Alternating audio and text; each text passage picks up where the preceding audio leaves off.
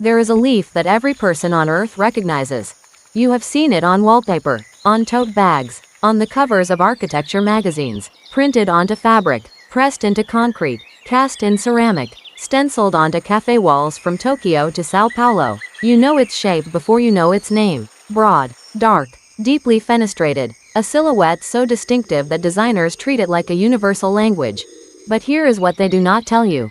That leaf belongs to a jungle vine, a climbing, fruit-bearing, occasionally toxic plant from the rainforests of southern Mexico and Central America, a plant with a name that translates, directly and without irony, to delicious monster, and somewhere between its origin in the jungle and its arrival on your wall, the world kept the shape and quietly forgot everything else. This is Ancient Food Files. We document what survives after the record is rewritten. If you have not yet subscribed, consider doing so now. What we preserve here does not appear in the standard archive. Before you continue watching, please check the link I provided in this video's description. That way, you can verify it yourself. The monstera deliciosa has been climbing trees in the forests of Mexico, Guatemala, Costa Rica, and Panama for longer than any botanical record can confirm. Indigenous peoples knew it as piñonona. In parts of the Yucatan, it was called patsats, a name believed to reference a form of ancient Mayan pottery it resembled. It was not ornamental to them. It fed people. Its aerial roots were woven into rope and baskets. Its fruit was eaten when ripe, and avoided, carefully, painfully, when it was not. The plant itself is extraordinary in its physical ambition. In its native habitat it grows to 18 meters in height, ascending trees it did not plant and cannot own. Its leaves, those famous perforated surfaces, are not decorative accidents. They are engineering. Fenestrations reduce wind resistance in tropical storms. They allow light to pass to lower leaves without fracturing the canopy. The plant designed its own architecture before the word architecture existed. It was introduced to England in 1752, not for its fruit, for its appearance.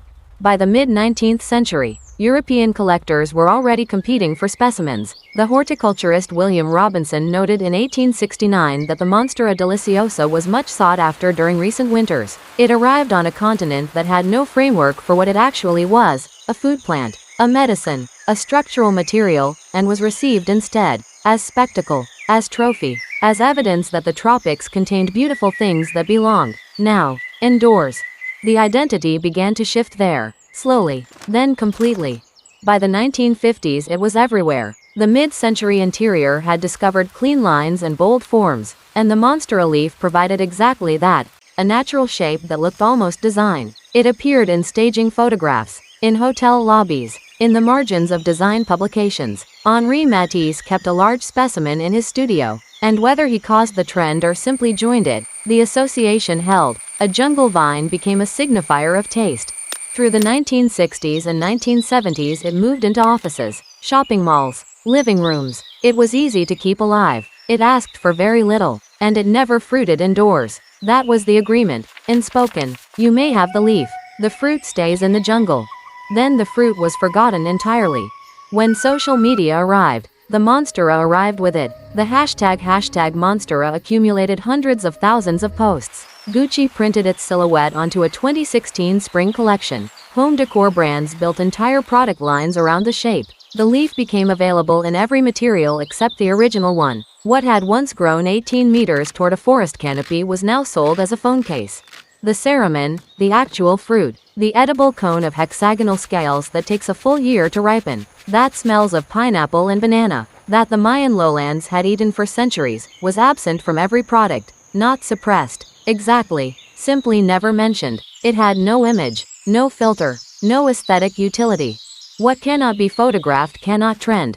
The story of the monstera is not one of survival. The plant survived. It conquered. It is now considered invasive in Florida, Australia, and Hawaii, spreading with the quiet determination of something that was never in danger. The story, rather, is of what was removed from it. A food plant became a decorative object. A jungle system became a lifestyle accessory. The people who first named it, who ate its fruit and wove its roots, were written out of the narrative with the ease of cropping a photograph. In China, the plant remains a symbol of longevity. In Mexico, rural communities still call it piñonona and still eat what it produces. The knowledge was never extinguished. It was simply made irrelevant to the markets that had other uses for the shape.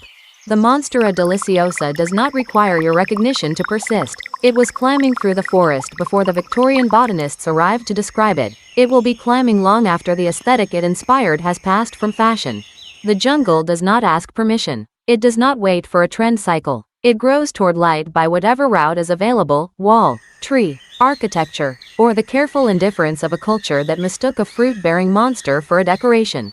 The leaf you know is not the whole story. The whole story is still rooted in the soil of Central America, fruiting on its own schedule, answering to nothing. It was always more than the shape.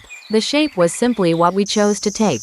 If this archive matters to you, subscribe to Ancient Food Files. Every entry we preserve is one that would otherwise be left without a record.